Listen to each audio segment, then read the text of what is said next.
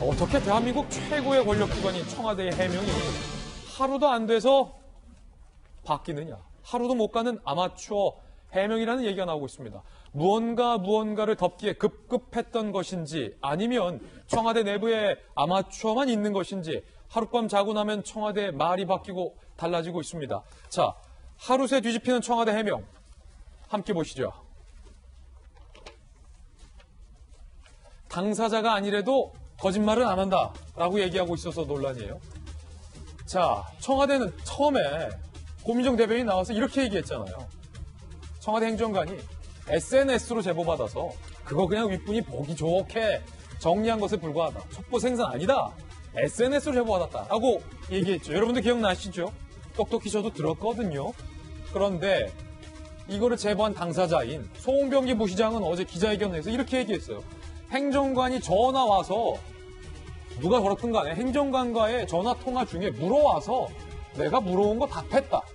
통화로 전달했다. 자, 그럼 청와대는 SNS로 뭘 받은 거예요? 자, 청와대는 통화한 사실을 왜 감춘 거예요? 나는 의문이 들 수밖에 없습니다. 청와대가 거짓말을 하고 있는 겁니까? 송병기 부시장이 지금 거짓말을 하고 있는 겁니까? 묻지 않을 수 없습니다. 두 번째 청와대 해명. 청와대는요, 이 송병기 부시장과의 만남과 관련해서 우연히 캠핑장에서 만난 그라고 표현했습니다. 그런데 송병기 부시장은요, 사업하는 친구 소개로 문무행정관을 만났다고 했습니다. 자, 우연히 캠핑장에서 만난 겁니까? 사업하는 친구 소개로 만난 겁니까? 아니면 사업하는 친구와 문무행정관과 송병기 부시장이 우연히 다 캠핑장에서 만난 겁니까? 좀 정확하게 해주시길 바랍니다. 어떻게 청와대 해명 하룻밤 뒤에 송병기 부시장의 해명 이렇게 다릅니까? 청와대가 거짓말하는 겁니까? 송병기 부시장이 지금 거짓말하고 있는 겁니까? 자, 세 번째 해명. 청와대는요, 제보자는 공무원이다. 정당 소속이 아니다. 라고 얘기를 했습니다. 그런데 송병기 부시장은 당시 송철호 캠프 핵심 관계자였습니다. 말장난이라는 얘기가 나오고 있습니다. 이렇게 청와대 해명이 건건이 다른데도 어제 윤도한 국민소통 수석까지 나와서 이렇게 얘기했어요. 문 대통령의 청와대는 거짓을 사실처럼 발표하지 않는다. 문재인의 청와대는 거짓을 사실처럼 발표하지 않는다. 이렇게 얘기를 했다라는 겁니다. 송병기 부시장의 이야기 한번 들어보고 이 이야기 나눠보겠습니다. 2017년 하반기쯤으로 기억되며 총리실 모 행정관과 안부 통화를 하던 중 울산시 전반에 대한 얘기를 나누다가 시중에 떠도는 김경시장 측근 비리가 언론과 시중에 많이 떠돈다는 일반화된 내용 중심으로 이야기를 나누었습니다. 울산 시민 대부분에 다 알려져 있는 상태였습니다. 자, 송병기 시장 얘기했듯이 청와대 행정관과 전화통화 중에 청와대가 먼저 물어와서 내가 뭐 울산시장 바닥에 있는 얘기하던 중에 김기현 비비 의혹까지 얘기했다. 라고 지금 송병기 시장이 분명하게 얘기했잖아요. 김 장관이 그런데 청와대에서는 분명히 SNS를 통해서 캠핑장에서 우연히 만난 그의 SNS를 통해서 제보를 받았다라고 했거든요. 지금 누가 사실을 얘기하고 있는 거죠? 바꿔 말하면 누가 거짓을 하고 있는 거죠? 일단 뭐 언론 취재에 의해서 뭐 밝혀지거나 한 게 아니라 공식적으로 본인들이 나와서 브리핑을 하고 있는 거예요. 당사자들이. 예, 청와대도 청와대 대변인과 어제는 이제 국민소통 수석까지 나와서 어쨌든 공식 브리핑을 한 내용이고요.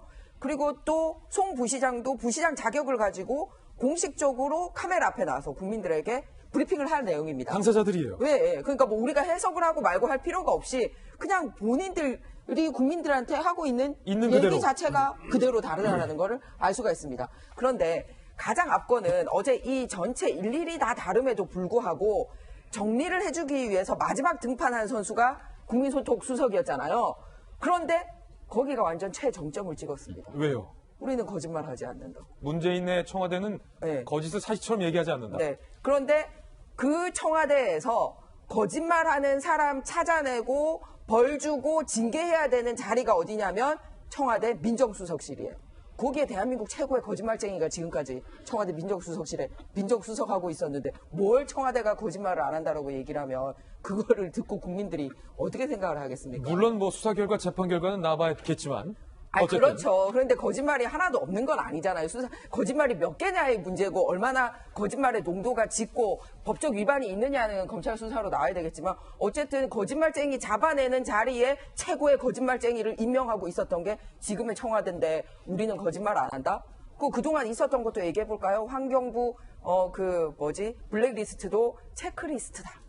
라고 이렇게 얘기하고 우리는 사찰 DNA가 없다라고 얘기를 했는데 알고 보니 청와대 행정관들이 내려가가지고 이렇게 상대해서는 안 되는 지자체 장들 뒷공문이 이렇게 캐고 다니고 이런 것만 해도 이미 거짓말이 나왔는데 이렇게 돼버리면 개인의 거짓말이 아니라 거짓 정권이 돼버리는 거예요. 그러니까 수습이 안 되고 나오면 나올수록 자꾸 혹이 하나씩 더 붙는 거예요. 어제까지 혹이 하나였다가 윤도환 수석 나오고 나서 혹이 2개가 돼버리는 이런 상황이에요. 그러니까 더군다나 하명 수사라는 거를 송 부시장에게 들을 수 있는 게 뭐냐면 얘기를 들은 다음에 SNS를 보냈을 수는 있어요. 예. 전화로 듣고. 예. 하지만 전화로 듣고 SNS로 보냈다? 하명 받고 보냈다? 이게 하명 수사 아닙니까? 만약에 저 두 사람의 말이 둘 다 사실이라고 하더라도 네. 통화하고 전화 듣고 네. SNS로 보내서 그거를 문서로 만들었다면 이게 하명이다. 그렇죠. 그리고 또 하나 더 있습니다. 정당 소속이냐 물었더니 공무원이다라고 그랬는데 그때 공무원 아니고 이미 나와서 민간 캠프에 있었다라는 게 밝혀지고 있는데 전직 공무원인 거 하고 지금 공무원인 거 하고 다르거든요. 그래서 그 부분도 문제가 되가 얘기를 했고요. 그다음에 왜 안 밝혔냐 그랬더니 뭐라 그랬냐면 무슨 법 위반이 있는 것처럼 얘기했어요. 저는 청와대 수석님께 묻고 싶습니다. 무슨 법 위반이에요? 무슨 법 위반이에요? 그리고 법 위반이 만약에 예를 들어서 본인 동의를 얻어야 되는 이런 법안 있지도 않지만 했다면 송 부시장한테 당신 밝히고 싶은데 청와대가 밝히고 싶은데 하고 물어봤는데 송 부시장이 거절을 한 겁니까? 그래놓고 본인은 나와가지고 인터뷰를 합니까? 본인 얼굴을 이렇게 드러내고. 그러니까 제가 보기에는 아예 밝힐 의도도 없었기 때문에 당사자에게 물어보는 일조차 하지 않고 저런 식으로 발표하지 않았나 그런 생각이 들기 때문에 하나라도 진실을 말한 게 있었으면 좋겠어요.